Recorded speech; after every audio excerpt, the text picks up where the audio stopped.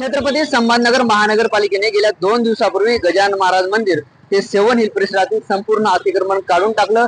फुटपाथवर असलेले मटक्याची दुकानं सुद्धा तोडून टाकलेत आणि हे सगळं अतिक्रमण काढताना पोलिसांचा सुद्धा मोठा फौजफाटा होता.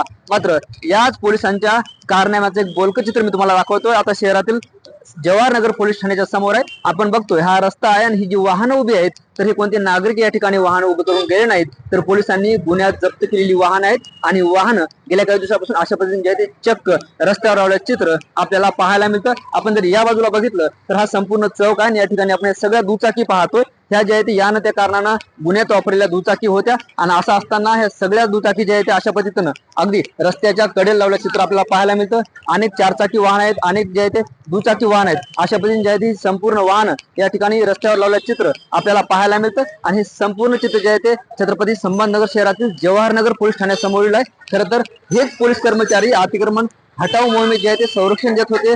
गरिबांचं अतिक्रमण काढताना जे आहे ते धाक दाखवत होते. मात्र पोलिसांनी जे आहे ते अशा पद्धतीनं ही सगळी वाहनं रस्त्यावर लावलं चित्र आपल्याला पाहायला मिळतं. अगदी या ठिकाणी पाटी सुद्धा लावण्यात आली आहे की गुन्ह्यातील वाहने आणि ही वाहनं आता महानगरपालिका याच्यावर कारवाई करणार का, ही सगळी वाहनं काढणार का, असा सगळा प्रश्न जे आहे ते यानं त्या निमित्तानं उपस्थित होताना पाहायला मिळतो. आणि छत्रपती संभाजीनगर शहरातील जवाहरनगर पोलीस ठाण्यासमोरील हे सगळं बोलकं चित्र आपण पाहतोय. खरं तर महानगरपालिका कारवाई करत असताना असा दुजाभाव का करते हाही प्रश्न या निमित्तानं उपस्थित होतोय. आणि गरिबाच्या पोटावर पाय पोलिसांनी केलेल्या अतिक्रमणाचं काय, असा सवाल आता छत्रपती संभाजीनगर शहरातील नागरिक विचारताना आपल्याला पाहायला मिळतात.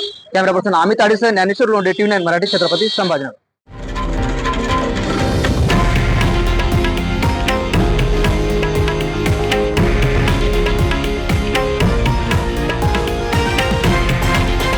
हे आहे देशातील नंबर 1 न्यूज नेटवर्क आणि आपण पाहत आहात TV9 मराठी, एकमेव.